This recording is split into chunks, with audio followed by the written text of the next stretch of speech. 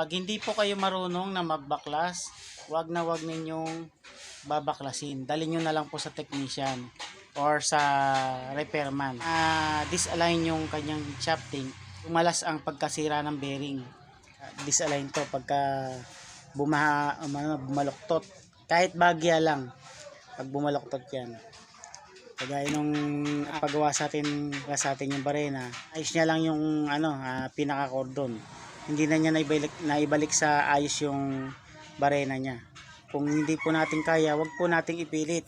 Kasi sa pagtitipid po natin, lalo po tayo napapagastos. Hindi po lahat ng nakikita natin ay basta-basta ganun lang nagagawa.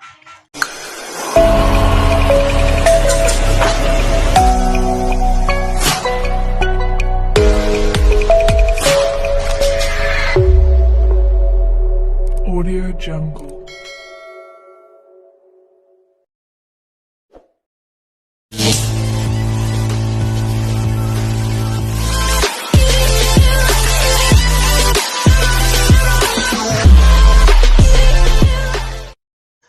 Meron na namang dinala sa atin mga kamaalam.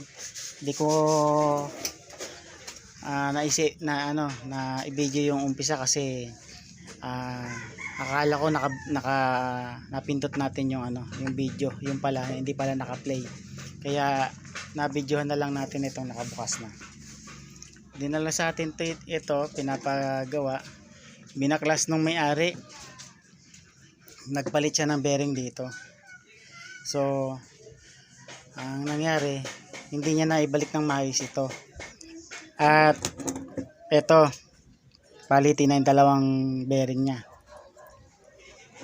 Tinanggal ko na yung bearing niya na sa pulso na natin at bibili tayo ng kapalit. At ito. So, mapapansin niyo mga kamaalam, medyo malabo. Yan. May tama yung kanyang tornilyo. Kasi pinuwersa niyang buksan. Yan ang wag niyo pong gagawin mga kamaalam. Kasi yan po pinakpok po niya kasi gusto niya bumukas yung tornilyo. Gusto niya matanggal yung tornilyo. Kaya lang dahil hindi siya marunong, ayan ang nangyari. Wag na wag po ninyong gagamitan ng pukpok. Ito. Nakakatulong nga po yung pagpukpok ng tornilyo, pero wag na wag niyo pong gagamitin na magpukpok dito. Bakit? Kasi po pag pinukpok po natin yan, pwede pong mawala sa align itong pinaka shafting nya. Pwedeng yan, bumaluktot, mawala sa align, magkakaroon siya ng biya. Itong mismo shafting yung pinaglalagyan ng gear ng ito. Wag na wag po ninyong pupok rin kagaya ng ginawa ng pala sa pinukpok. Kaya may tama.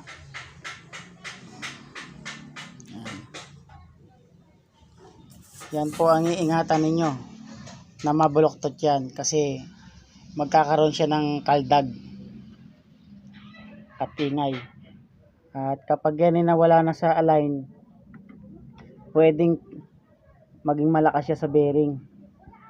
Dahil nga sa hindi siya naka-align, sisirain niya yung mga bearing. So, yun lang mga kamaalam. Yun lang mga kamaalam ang ko sa inyo. Pag hindi po kayo marunong na magbaklas, wag na wag ninyong babaklasin. Dali nyo na lang po sa technician or sa repairman. Kasi po kapag na disalign yung kanyang shafting, magkakaroon kayo ng problema dito. Maaring dumalas ang pagkasira ng bearing kapag na disalign to pagka bumaluktot. Kahit bagya lang, pag bumaluktot yan. Kagaya nung nagpagawa sa atin nung nakarang gabi, dinala sa atin yung barena, inayos niya lang yung pinaka cordon. hindi na niya naibalik sa ayos yung barena niya. So kung hindi po natin kaya, wag po nating ipilit. Kasi sa pagtitipid po natin, lalo po tayo napapagastos. Yun po mga kamalam. Hindi po lahat ng nakikita natin ay basta-basta ganun lang nagagawa. Meron po kasing technique na sa pagtanggal ng mga ganitong gamit. Technique, gamit, yun po mga kailangan yan. At kaalaman. So pag hindi po tayo marunong, nagtitipid tayo ang gumagawa, papalit ng bearing, yan ang nangyayari. Pwedeng masira ang ating gamit. Sa pagtitipid natin, lalo tayong napapamahal. So wag po kayong manginayang sa ibinabayad sa mga manggagawa, kasi po maayos po yan nang talagang maayos, at hindi siya magkatulad ng mangyari na pwedeng mabaluktot. So sana hindi siya na bengkong, yung nagkaroon ng konting giya, kasi every time na gagamitin niya to, umiikli yung buhay ng kanyang bearing. Kahit original, pwedeng masira kasi nga wala na sa align. Yun po ang ating iingatan. Sana po nakatulong ang aking video. Please like and subscribe sa aking YouTube channel. At pakiclick po ang ating notification bell. Ayun, lagi na lang. Para lagi naman kayong updated sa aking mga video. Salamat po.